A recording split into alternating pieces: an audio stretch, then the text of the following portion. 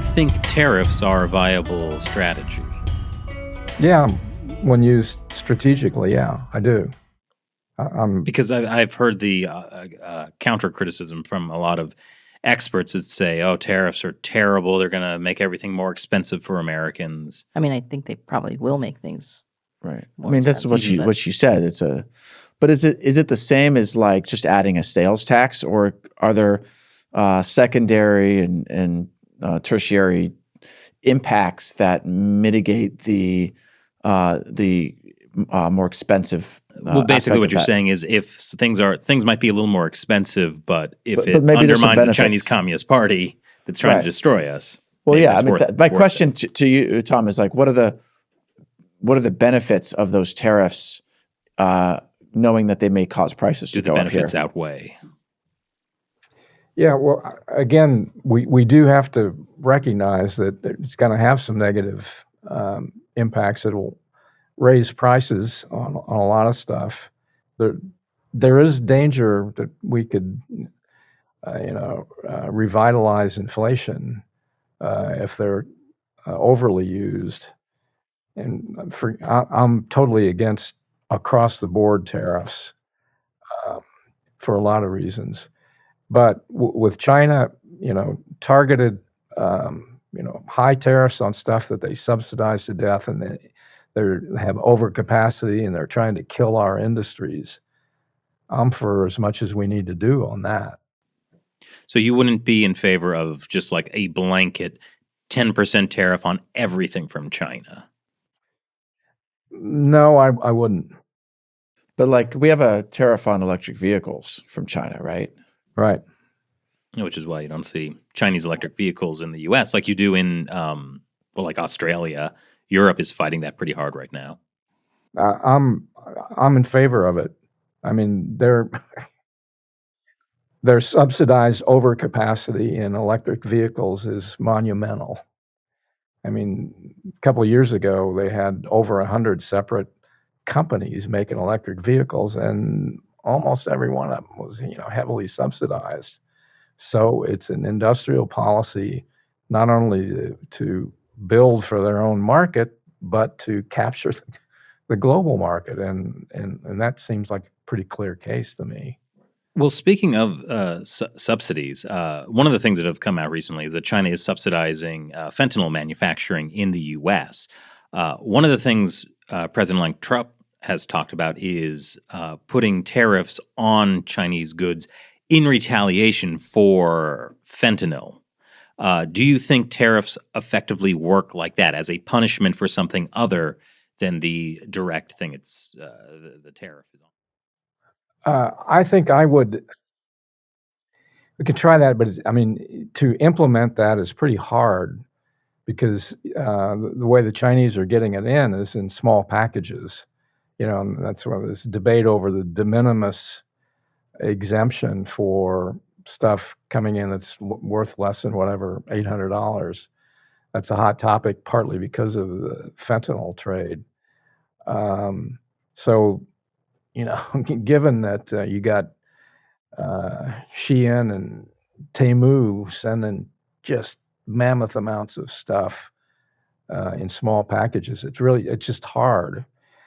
There are other things that we can do, and the China Select Committee under Mike Gallagher, issued a report not only on the continuing supply from China, but the Chinese efforts that have been pretty effective to work with the Mexican cartels, and stuff is coming across our southern border that originates in China as chemicals, and it's apparently not all that hard to make fentanyl once you get the base chemicals.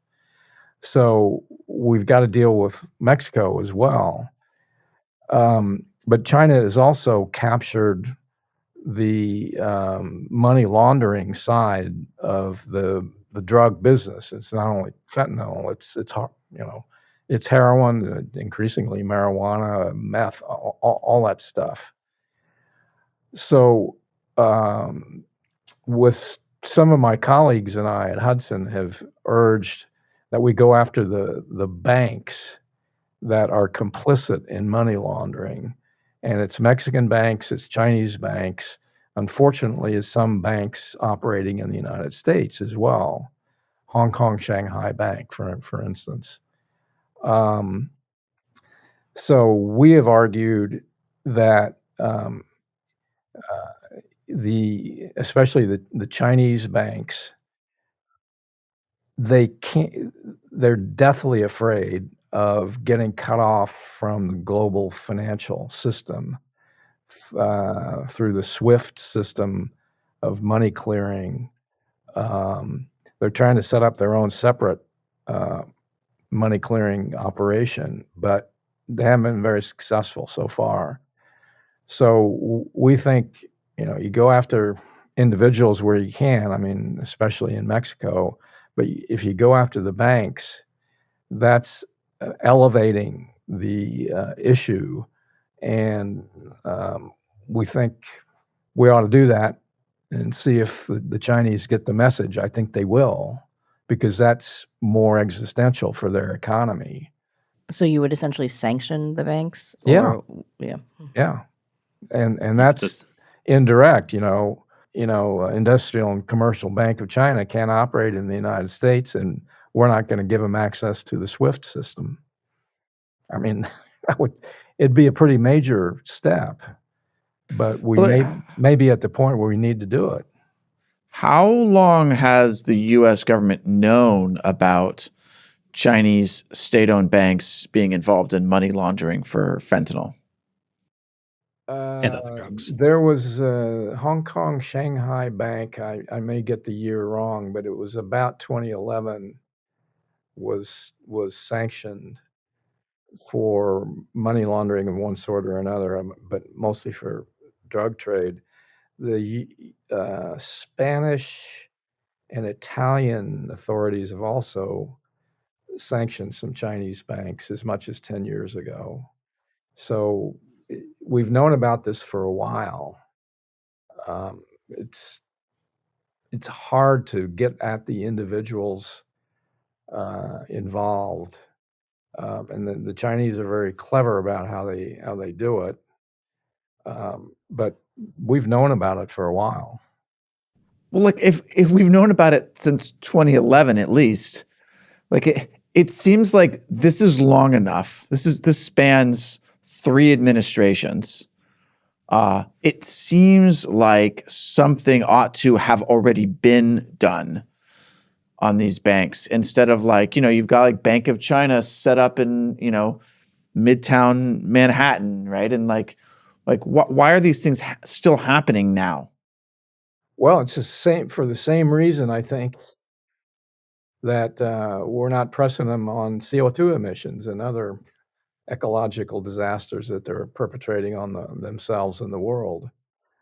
They, at several points, Xi has said, okay, we're going to take care of this. We're going to shut down these fentanyl providers. And the beauty of the China Select Committee on the Communist Party, Chinese Communist Party, after in the last 6 months, went deeper into it after she had, promised for about the 3rd time to take care of it, and they found all this stuff online.